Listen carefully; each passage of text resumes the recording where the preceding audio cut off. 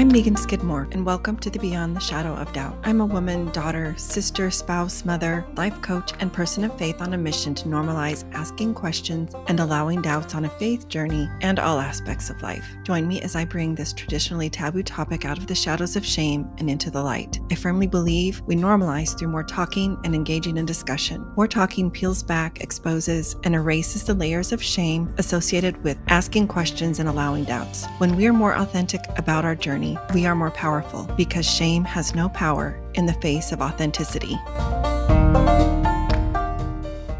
For the month, I'm offering a pay what you can session, which is a regular coaching session with different options to pay what you can and get a full coaching experience. I would love to help you process through anything that might be on your mind or on your heart.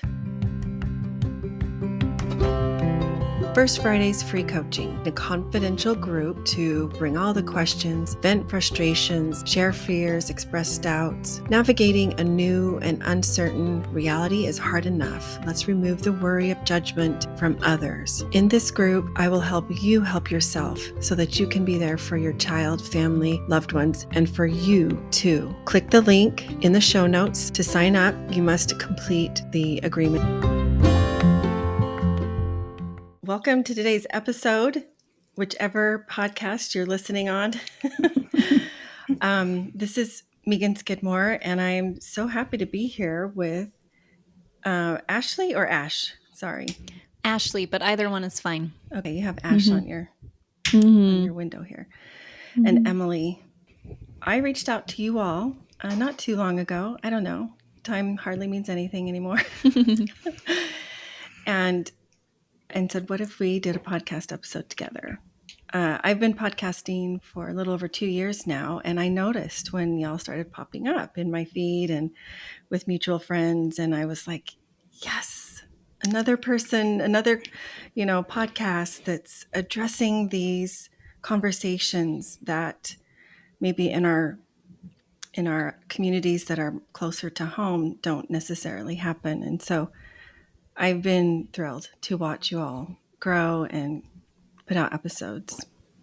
So thanks for going along with this idea and sharing an episode together. Yay. We are so excited to be here. And we admire your podcast and your platform as well. Because, like you mentioned, I don't think there can be enough voices talking about these topics and issues. So we appreciate you. I really love too, after we just went to Restore and Gather and met so many different people that are a part of this space, but everyone has their own little section of it, And I love seeing what people are building and kind of piecing it all together into something really beautiful that can stand on its own. And I think everyone is so individual. And so I think it's so great that we are all kind of giving, our piece of the pie and in what is important to us. And so I think what you're doing is so invaluable and so important for so many people that are really struggling with their faith transitions right now. So thank you so much for what you're doing. We are so excited to hear about it. So you've been doing podcasting for 2 years. We just started a year ago. It's a lot of work. It is. It is so much work. Editing is no joke. Yeah, I get you. I feel you. And you have like 100, I noticed you have like 178 episodes or something? 143 published. Okay. Wow. And you're coaching also. Yes. So, I'm a life coach. So maybe we can share a little bit of our backgrounds of our, the origin of my podcast. My faith, I call it a pivot in my faith journey. That happened, I don't know, sometime in 2019 and 2020 when my kiddo, when we learned of my kiddo's identity as LGBTQ+, and it rocked my world. I talk about it in some other podcast episodes of mine, but it really created this cognitive dissonance in me that was overwhelming. And it was excruciating to have been raised with the tenets of the LDS faith and then have this reality, here in my own home with my own family. And the ramifications of what that meant were a lot of things at the time, scary, petrifying even, I didn't even know sometimes what to think or how to allow myself even to think and have the questions and the doubts that were just naturally coming up. And mixed in with all of this, I started coach certification. And so I remember it was sometime in 2021, I started to feel like a lot of coaches have a podcast. And I never, ever saw myself as a podcaster. But I kept feeling this prompting that you need to start one. And the name of it came to me. And I was like, really? You have to do that? You know, I love your name. Beyond the shadow of a doubt is something we all heard growing up from the pulpit or from teachers. And it's like, I don't know, for lack of a better way, I bought into that. Like I was like, yeah, we need to know these things with this absolute certainty.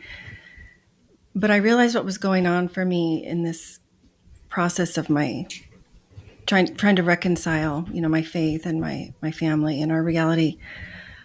I wasn't allowing the questions and the doubts because of what I was making it mean about me. Because of the shame that was coming up, because it would mean I was apostate, because it would mean I was a heretic, because it would mean I wasn't a good parent, or a true believer.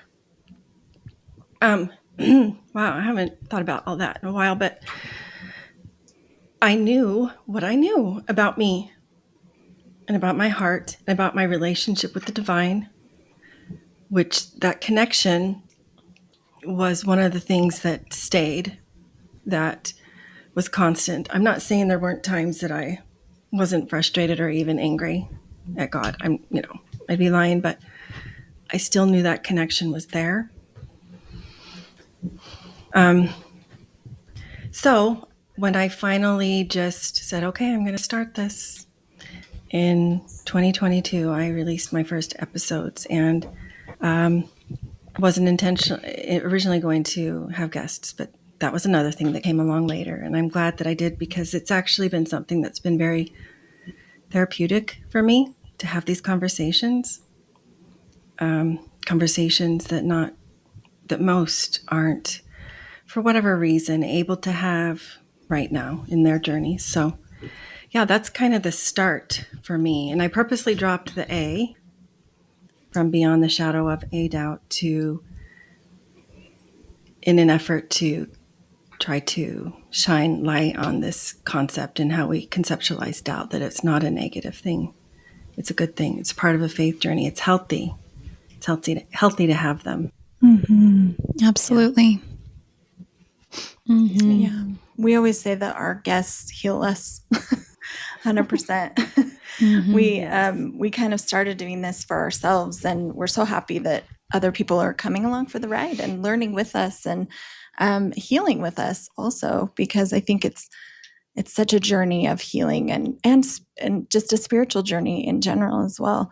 And I'd love to get into our origin story, but I want to ask you, you mentioned shame, and I think that's something that you focus on in your coaching. And I think that's really valuable, because I think there's so much shame that people are feeling, and it's so unnecessary. So can you tell us a little bit about how you approach shame with your clients, patients? How do you approach that with people that you're working with, and how do you help them to begin to heal from it?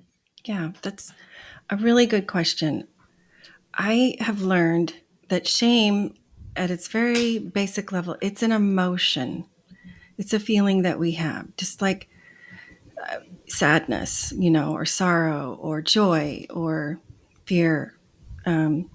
Shame is an emotion that gets attached to our stories or the thoughts that we have about circumstances in our life, whether that's our own selves, our upbringing, our background, our families, our choices, our education, all of those things.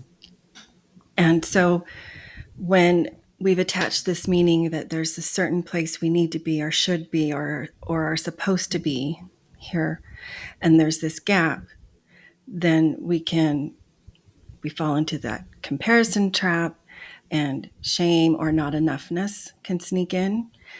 And the thing about shame is the more that it's buried or ignored or hidden or denied, the more it grows. And the more it festers, the more it worsens.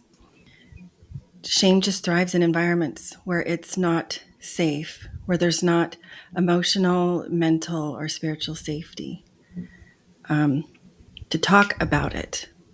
And so in order to begin to dissolve the shame, because I don't know if there's ever a point of true, releasing all of the shame. It's a process because we're human. But in order to begin to dissolve that shame, you have to start speaking your story, sharing your stories. And that's another way of saying sharing your experiences. And ideally in the presence of empathetic witnesses. Now, I realize not everybody has that, like in a friend or a family member, but some people will find that in a life coach or a therapist. And that can be one-on-one, or it can be in a group setting. Of course, confidentiality is crucial in order to ensure that safety and foster trust and have a healthy environment. I like to say that shame has no power in the face of authenticity. And part of that power lies in you get to choose to whom and where and how much, how often, etc., that you show that authentic self, that you show up or share who you are, what you're going through and struggling with to others.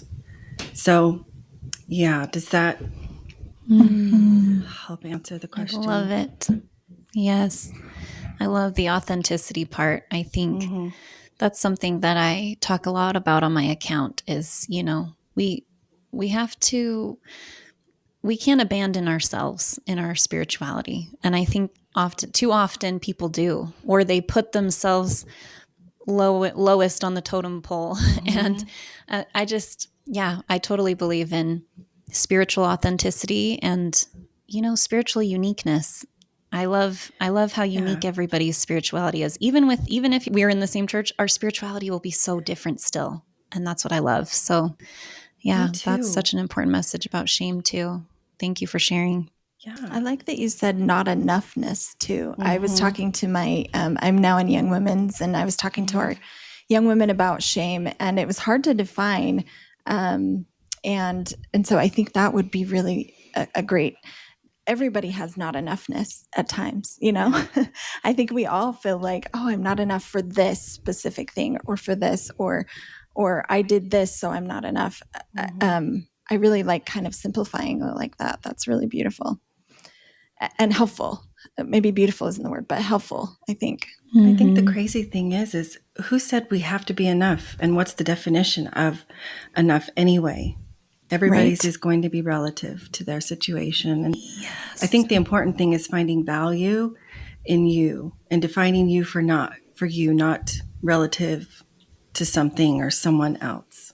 And just finding or falling back on one of the things that we believe is that, the worth of souls is great in the sight of God. We're born with it. It's inherent. We don't have to do anything to achieve it or earn it or gain it. It's just there. Yes, it just is. Yes. We recently interviewed a Pastor Reba, and she said something that stuck with me. She said, everyone has something to teach. And it's so true. Like you said, every single soul matters, and we can get that imposter syndrome. Like we all feel like we're not enough at times, but we all have something to contribute. We all have gifts to bring to the table. Absolutely. Yeah. Do you want to share about our origin story, Em? Yeah. Well, so we usually start our origin story when we decided to do the podcast, but I feel like with your platform, maybe we'll go back a little bit further. Yeah, I would love that. So, and Ash, I'd like you to add to this because it would be great to hear your side of it. We don't talk about this as often. So when we were, how many years ago, my brother came out as gay, maybe how long ago was that, Ash? He was he in high school still? Yeah. So he was maybe probably just barely 15, out of high school. 16. I feel like I was 15-ish. So I think he was freshly out of high school probably. But yeah. Okay. So about 17 years ago, our brother came out as gay. And back then it was not talked about like it is now at all. And it was very shameful, and it within the church, and I think within society as well. Like it was just an unknown still. And it was something people were trying to figure out if you were born with, or if you were, if you chose it. And I remember having conversations with him about whether or not he chose it. And he didn't know either. He was like, I don't know. Maybe it was because I was teased when I was little and people said, maybe you're gay, or you're gay, or you look gay, or you act gay, or whatever. And he said, maybe I just internalized that. And so maybe I am. And maybe that's why. And it was such a blurry time of life for all of us, him included. And he is like the most considerate person in the world. So he doesn't want to bother anyone about anything. And so he really struggled with the fact that this could bother people, and just trying to find himself. And I was probably back from my mission, or right before my mission, very much in mission mode, very much in church mode. And I just didn't know what to do with that. I loved him. And luckily we come from a family that is very loving, very, very loving first, first and foremost, love. And so that was great. And we loved him so much. And, but we still struggled with, well, what does that mean? What does it mean for your salvation? What does it mean if you act upon it, in quotations? What does it mean if you give in to these feelings or whatever? And it was a really big struggle for me for probably 2 years, just to know how to kind of approach it, and how to be okay with it for myself, and still loving him, and not just supporting him or not loving the act. I really never liked that sentiment, but just loving all of him, and still feeling like I was a good churchgoer, and like I was doing all of the things God asked me to do, and I wasn't deviating in any way. And so I think it took a couple years, and then I remember talking with someone, and they're like, Emilie, the answer is just love. That's it. Like, there's nothing else. That's all there is. And that was huge for me. And so I was able to kind of move past all of that and just love him, and just know that he was the way he was supposed to be. And then a few years later, a couple years ago, my other brother left the church.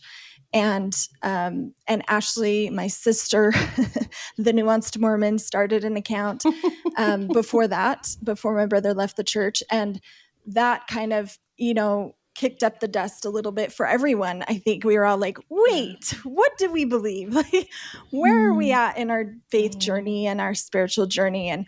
And so I think once my brother, sorry, I haven't talked about this for a long time either.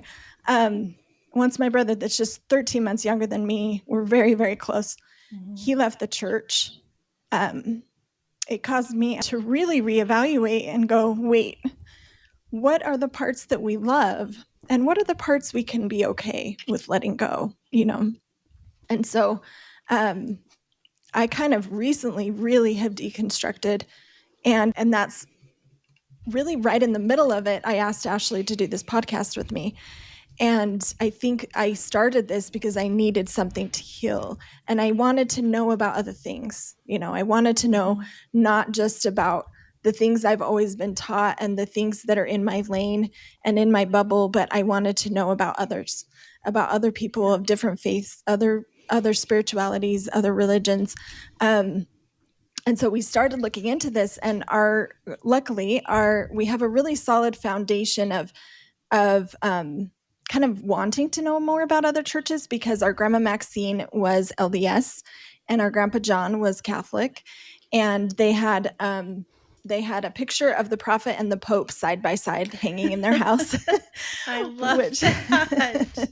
Which we love. Great. And Grandma Maxine always said, there is good in all religions. And so that's where it started. Do you want to add anything, Ash? I mean, you covered it so well. I will just say on my own journey, creating my account, The Nuanced Mormon, was out of I think almost desperation to connect with people, and also desperation to stay in my religion, because I had felt that pain, that I just had so much empathy for what my brother was going through. And I'm very grateful that I felt very quickly when he came out, and my cousin at the time too, who's one of my best friends, came out to me as well. And I'm so grateful that the Spirit just confirmed in me personally. I had my own personal revelation that it was okay. And I remember having a conversation with my cousin where he said, "Do you think I'm going to hell?" Sorry, I'm going to get emotional. And I just said, "If you're going to hell, I'm going to hell, because like I'm going wherever you're going." And then I just said, "Absolutely not. Like, this is who you are." And yet I still could see the pain that they went through within their church experience. But we are grateful. We're so grateful. I mean, to be from a loving family that is just very loving and accepting. But, it's hard to see how the church was handling those topics. And my account originally, before it was Nuanced Mormon, it was LDS, for LGBTQ, because I just felt like the only way I can stay, and this is just me personally, of course, but I just thought, if I'm not speaking out about this, then I'm not going to feel comfortable staying.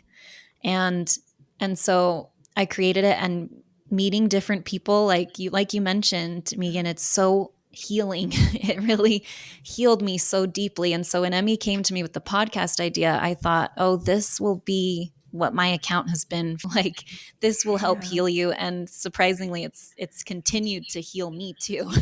One thing too, as you were talking, I thought of this. When Jake left the church, my brother, just younger than me, a lot of people said, "Are you worried about him?" And my immediate reaction was, absolutely not. He is on his own faith journey, and I'm on my own faith journey, and we all just, I'm not worried about where we arrive either. I think that we all just are on our own faith journey, and that's okay. We're individual people, You know what I love so much? Well, I love so many things about what you both just shared, but you made me think of something that I don't think I've ever said out loud in an interview. But similarly to what you both said, I've reframed like what I view as most important, and the emphasis of where I put, the things that I focus on, and that's love. And I have also asked myself that question, what happens? I think I had to get to this point. Like, what if I'm wrong? And I just decided, okay, I guess I'll just take that chance, because my kid is worth it. The love that I have for him and for, all of my family. I just, something I hear from both of you, we've learned and continue to learn how to lean more into uncertainty, and really, I actually embrace it. There are times when I'm just like, you know what? We just really don't know. And I am okay with it. And I can just let that be. And I'm like you, Ash. Speaking out or amplifying these messages and voices it's like I feel like I have to, in order to stay aligned with my integrity, if I'm still going to stay connected in some way. Wow. Things that I've never said out loud, y'all. I just... Hot take. Thank you so much for saying that here and being vulnerable with us. And I felt your desperation when you said that. That's a really good word. This is not something people take lightly. And I fear that it's viewed that way. And that's just not the case. It's just not. It's really personal. And it's like you, I think, said, Emilie, you didn't focus on unfortunately, I think LGBTQ issues are often narrowed down to just sex, right? But you saw your brother way beyond that. You were able to see him, that it's not about this sexual act. It's about an overall person, and it's about a way of viewing life. It's about a way of experiencing life and connecting with others, and about the gifts and the talents and the blessings that they are able to offer to others. It's so much bigger than that. And I caught you saying that, and I just wanted to echo your sentiments. Thank you. So maybe I'll pose the next question. You've already kind of shared some of your processes that you went through when you started trying to reconcile these discrepancies, this excruciating process of trying to reconcile discrepancies. And one thing I've noticed that we don't do, or maybe we're not taught to do, is giving ourselves permission to do things. Like you gave yourselves permission to, unknowingly or not, maybe you recognize it, I don't know. Maybe it was the love for your brother and the love for the gospel, some of both. How do you remember, like, how did you start doing that? Giving yourself permission to have these questions and have these doubts. That has to come way before we ask them, right? If they come up and we're denying them or trying to ignore them or push them away, then they're not going to get very far. Yeah. I think for me, at first I didn't allow that. I kind of mentioned that, but I allowed the church to answer all my questions for me. And so I looked to the church and I thought, oh, okay, this is what this means. And this is why they're saying that. And this is why this is eternal. And this is why this and this is that. And then eventually I think it took, all of my family kind of in the same space for me to be like, okay, what am I missing? What am I like? Maybe I'm kind of on a high horse right now because I'm finding answers in the answers that the church is giving me. And so I think I finally just had to be like, what is at my true core? What do I really feel? And what do I really personally, like me, not what I think God wants me to think or what God wants me to feel, but what do I actually feel, Yes.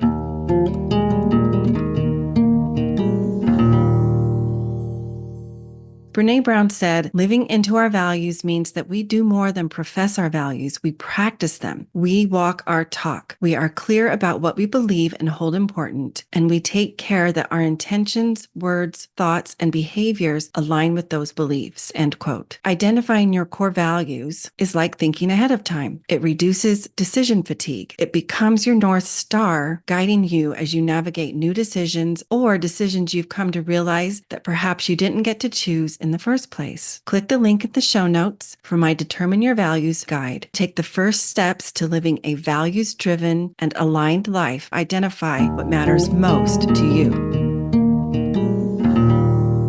And I don't know how that happened. I think a lot of support. I think maybe because my family was all in a very similar space, I recognized, I have unconditional, full 100% support in my sister and my brother and my sister-in-law and my mom and my dad and all of my siblings and my husband. And I think that's when, I think sometimes people look at like a deconstruction as, you're just following, like you have people that are also struggling. And so you're just able to follow and it's the cool thing to do right now or whatever. But no, I think it's actually just that you're able to see that you have support to question, that you have the ability to step back from your life and be like, hold on, where am I at? Because they're going to catch me if I fall. So it's okay to let go, Yeah. I love that analogy. They're going to catch me if I fall.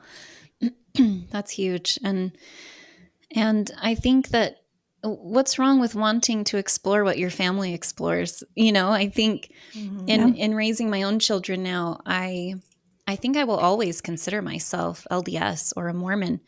But I want my kids to know that there's a, Catholic church down the street or a Buddhist temple, or I would love for them just go and explore and see that there's different things out there than just one thing.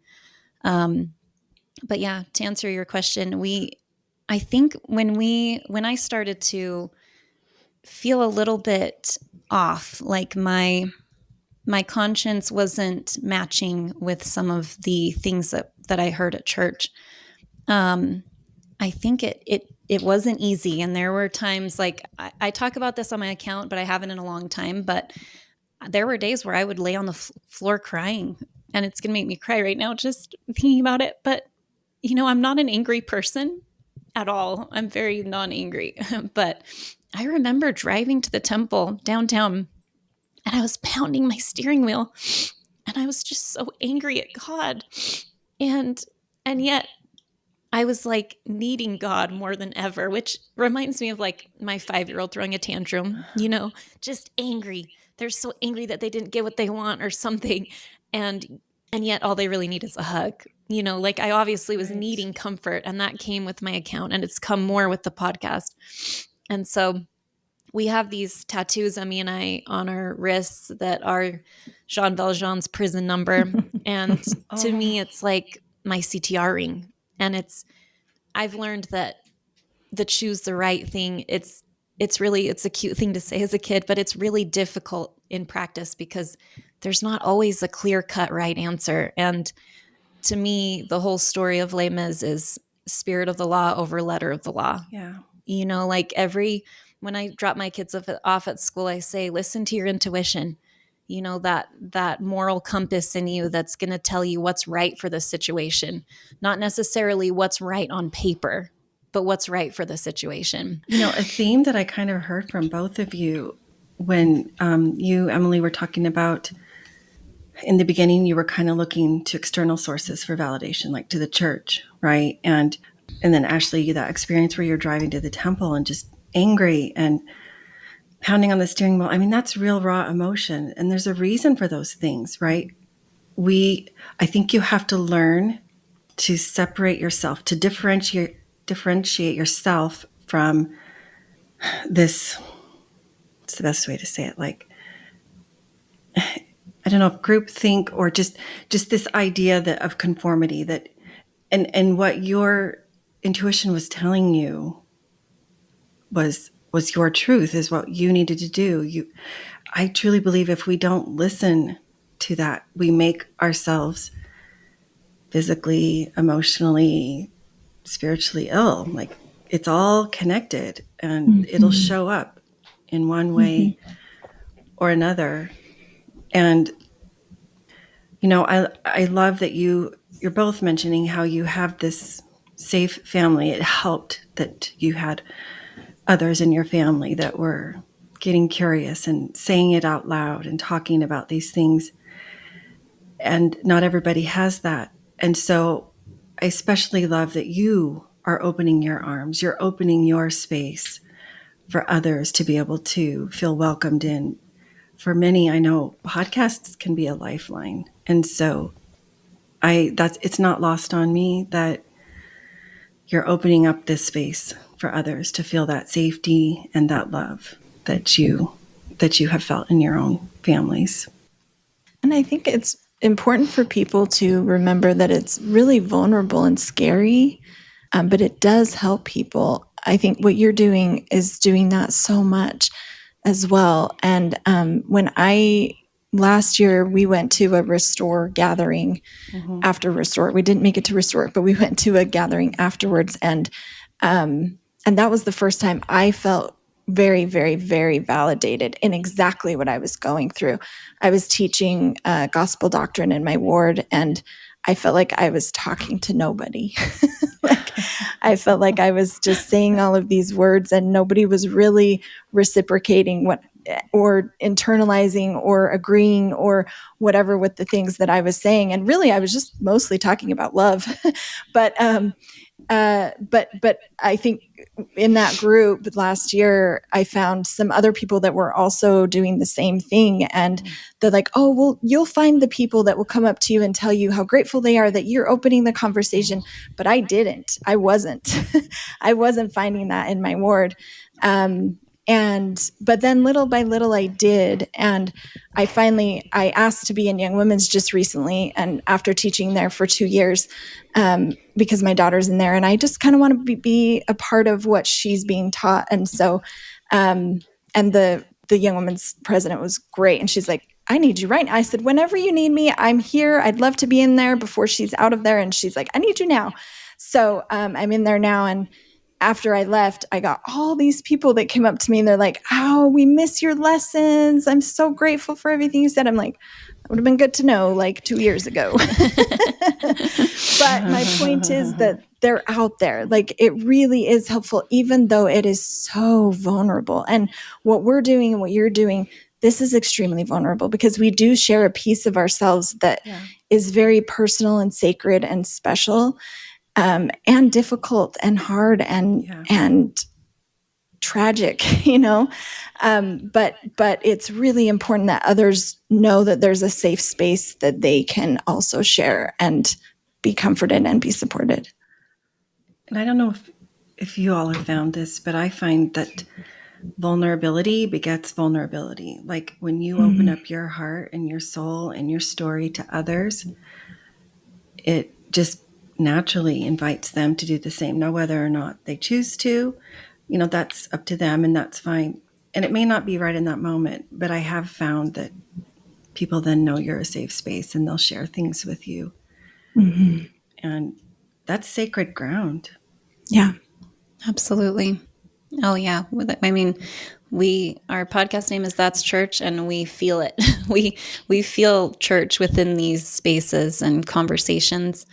How has your podcast, how has it changed your spirituality, or do you think it has changed your spirituality? Well, yeah, I mean, I think everything's contributed to it. It's funny that you just said that this feels like church to you, because that is how mine has felt at times. Because I experienced similar things that you did, Emilie. Not everybody is in this place of feeling comfortable, or maybe they don't have the concerns that you do. They haven't had the experiences that you have had that bring up questions and the discomfort that comes with being told something or being taught something that's just absolutely doesn't align with your spirit. You just know your spirit rejects it. I mean, I'm going through that right now with the recent handbook changes. Yeah. My kiddo identifies as transgender. And honestly, a part of what makes me a little sad, like a lot don't even know about them. It's like only those who they affect, or if the situation comes up in your ward where a need to refer to the handbook presents itself. Going back to what you said, Ashlie, about love.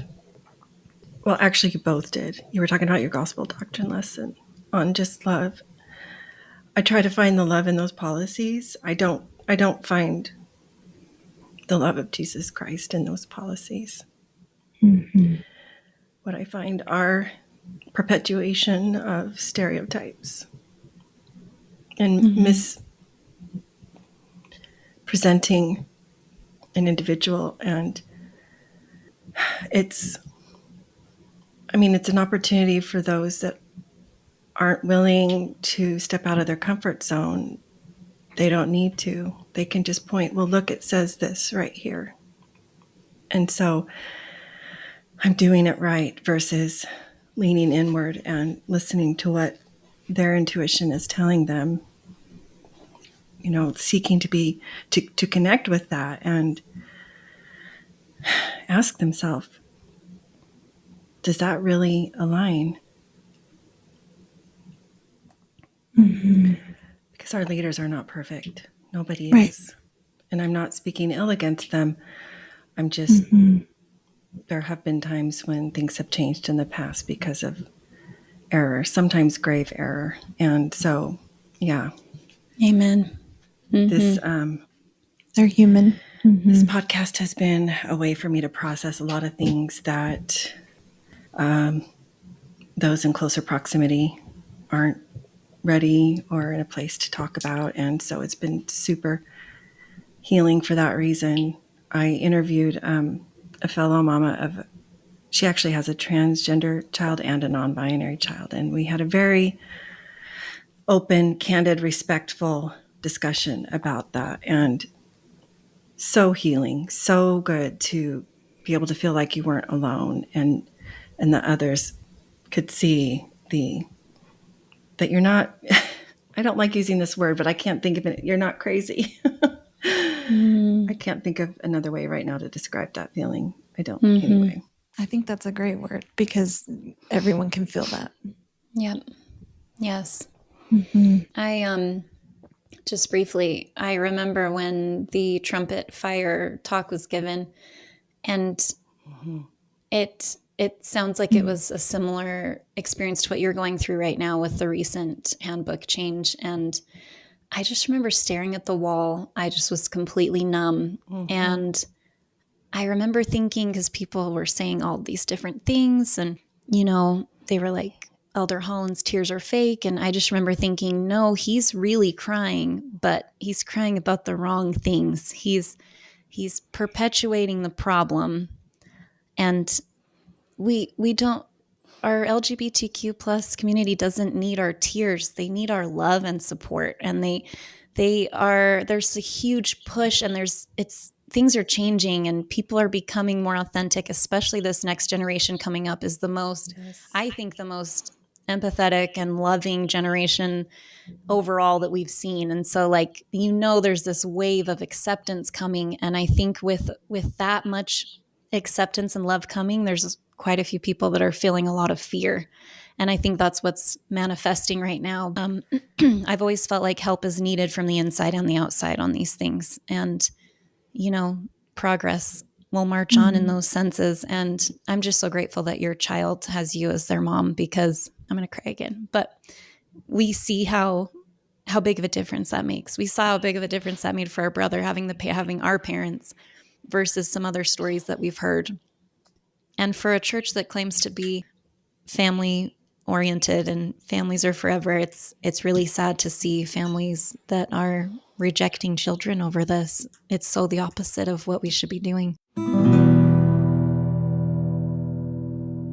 I hope you're enjoying listening to my chat with Emilie and Ashlie as much as I enjoyed recording it. And actually, on Saturday, November 2nd, they will be hosting their first ever That's Church experience with special guest presenters Dr. Patrick Mason, Pastor Brittany Mangelson, Maisa Kergay, and Onkar Arjamani and Bryn Lewis. This special event will be held at the Compass Gallery in Provo, Utah. And for listeners of Beyond the Shadow of Doubt podcast, you can use code Megan Skidmore Coaching, all one word, all caps, no spaces, for 50% off your admission ticket. Go to tinyurl.com/That's Church 2024. I hope you will join for an unforgettable evening of dialogue, inspiration, and connection as you hear from a phenomenal group of speakers on how to cultivate interfaith relationships.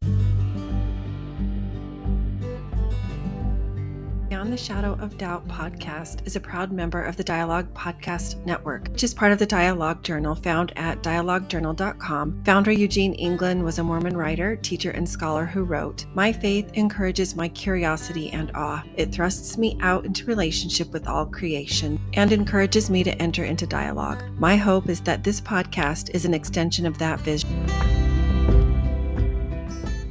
Hopeful Spaces is a Dallas Hope Charities component of Hopeful Discussions, sponsored by Mercedes-Benz Financial Services USA. It's a free monthly parent, ally, or caregiver support group facilitated by Megan Skidmore Coaching. Email chc@dallashopecharities.org for more info.